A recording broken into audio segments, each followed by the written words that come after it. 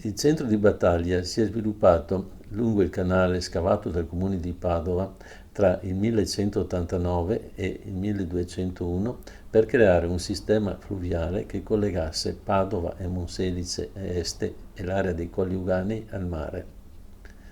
Il canale di battaglia era alimentato dalle acque del Bacchiglione che venivano deviate parzialmente prima di entrare in Padova per poi riunirsi a Bovolenta con quelle del Bacchiglione passanti per la città. Battaglia in questo modo divenne uno strategico porto fluviale abitato inizialmente da barcaroli, cavallanti e lavoratori degli squeri. Sui burci venivano caricate le masegne di Trachite dei Colli e i prodotti agricoli per fornire agevolmente via acqua Padova e Venezia. La presenza dell'acqua fluviale inoltre rendeva possibile l'insediamento di attività produttive come i molini e le cartiere che sfruttavano l'energia idraulica. A testimonianza della storia, delle attività e delle persone di questo luogo, nel 1979 nacque il museo che visitiamo oggi su iniziativa di Riccardo Capellozza, barcaro esperto della navigazione fluviale, per raccogliere materiali, foto, documenti e testimonianze di vita e del lavoro quotidiano di un'epoca ormai tramontata.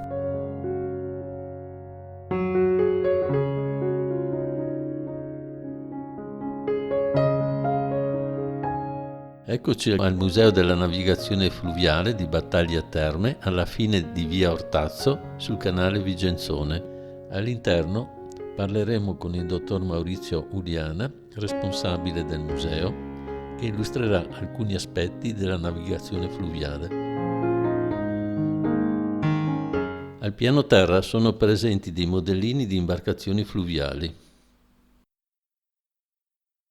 In un'altra sala si trovano gli attrezzi che venivano utilizzati per costruire le imbarcazioni, dette barconi. Qui è stato ricostruito il modellino del vicino Squero, luogo di fabbricazione delle imbarcazioni di Battaglia Terme. In questa foto vediamo il varo con benedizione di un barcone presso il cantiere Doni di Loreo.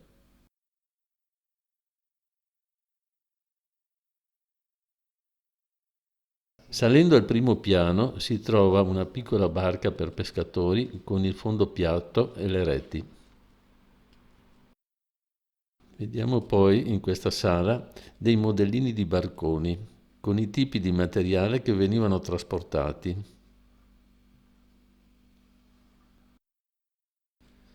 Abbiamo poi delle ricostruzioni di ambiente, diorami. Significativo è il modellino della chiusa di battaglia costruita tra il 1919 e il 1923. Questo modellino è fatto prima di una innovazione che consiste nell'apertura di paratoie verticali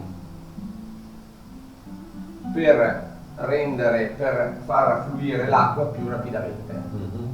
Quindi oggi i tempi di transito sono 20 minuti al massimo.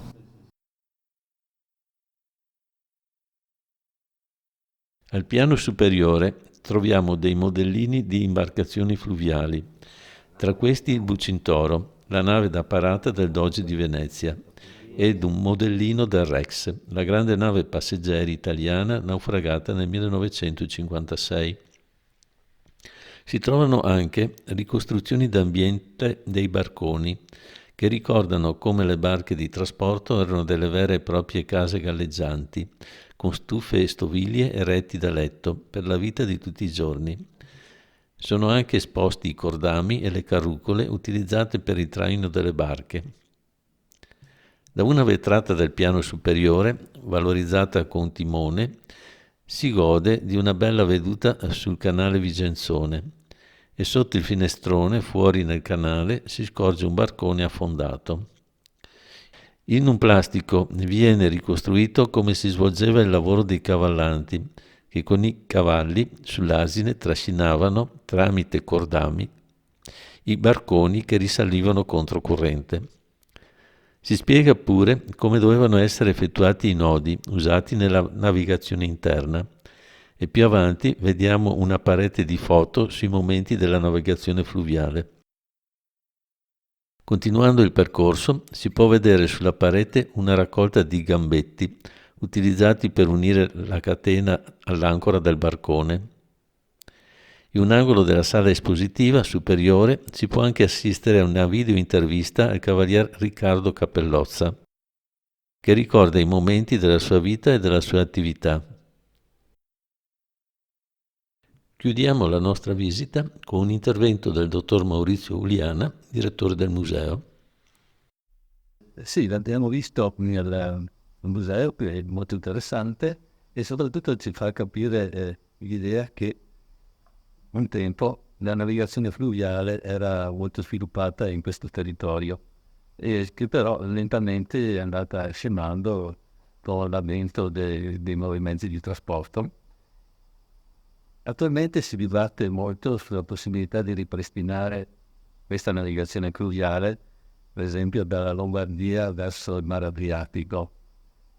In questo senso la zona di battaglia, con i canali di battaglia e quelli vicini, sarebbe possibile recuperarla per la navigazione fluviale. Allora, intanto voglio rassicurare tutti dicendo che noi navighiamo in particolare per il turismo fluviale, quindi la navigazione turistico-fluviale c'è ed è anche abbastanza vivace perché è una domanda in continua crescita, soprattutto dopo il periodo del Covid. Le persone vogliono stare ancora all'aperto, sono state stimolate a conoscere il territorio e il territorio lo si conosce soprattutto se lo si vede dall'acqua, perché è un territorio ricco d'acqua e ricco di storia generata proprio per effetto dei suoi corsi d'acqua, che erano le vie di comunicazione. Poi c'è l'aspetto della navigazione commerciale, naturalmente. No? Siamo ormai nel pieno della crisi del trasporto su strada, non si riesce più a sviluppare questo fatto, si ha paura a passare sui ponti di cemento, soprattutto i trasporti eccezionali, sono molto attenti per i rischi ovviamente del tenuta, ecco, ma soprattutto poi c'è l'aspetto di sostenibilità dal punto di vista ambientale, dal punto di vista anche economico, se vogliamo, e quindi c'è una grossa prospettiva anche per le questioni geopolitiche internazionali che ci sia questa ripresa. Non dimentichiamo che il Mediterraneo, la prospettiva è che torni a essere centrale anche per le produzioni, quindi produzioni più vicine poi ai mercati. La crisi del canale di Suez è un esempio rampante della difficoltà di portare dall'est, dall'estremo oriente ai mercati europei, quindi il bacino del Mediterraneo torna a essere interessante per la produzione e quindi per il trasferimento, la logistica e il trasporto merci attraverso le barche fluvio-marittime, barche in grado di navigare nel Mediterraneo e di navigare e risalire i corsi d'acqua che si riversano nel Mediterraneo o comunque, per esempio, nell'Adriatico. Ecco quindi l'interesse del Mantova, degli industriali di Mantova per rinforzare, per rinvigorire la navigazione lungo il canale bianco Fissero-Tartaro, che passa anche per il Veneto, per il Po, che è un po' la dorsale del pianura padano-veneta, quindi della fase sviluppata dal punto di vista, diciamo, tradizionalmente industriale e commerciale, e poi anche, se vogliamo, piccoli tratti, ma importanti, attraverso importanti, come quelli dal Padovano verso il mare. Uno di questi è sicuramente il tratto del Bacchiglione, in Battaglia Terme, può tornare a essere un interessante meta o porto di arrivo, di partenza, quindi non solo per turismo fluviale. Noi abbiamo potenziali 20 milioni di potenziali croceristi, la crociera da un giorno che risalgono dalla costa adriatica. Facciamo parte anche di un progetto Adriatic Forfaland come associazione che gestisce il museo, o dalla laguna di Venezia. No? Pensiamo al problema di diversificare la presenza del turista a Venezia, benissimo, che vada a conoscere l'origine di Venezia, cioè i Colli Euganei, per esempio, facendo la crociera risalendo il Bacchiglione fino a Battaglia, porta fluviale dei Colli Euganei, ma anche in funzione proprio trasportistica e trasporti eccezionali della vicina ex officina Battaglia, Evangelii Galileo, HIPE, che appunto potrebbe riprendere a utilizzare il vecchio banchina su chiatta per scendere e portare al porto di Chioggia, dove poi imbarcare il prodotto per le destinazioni internazionali del loro clienti.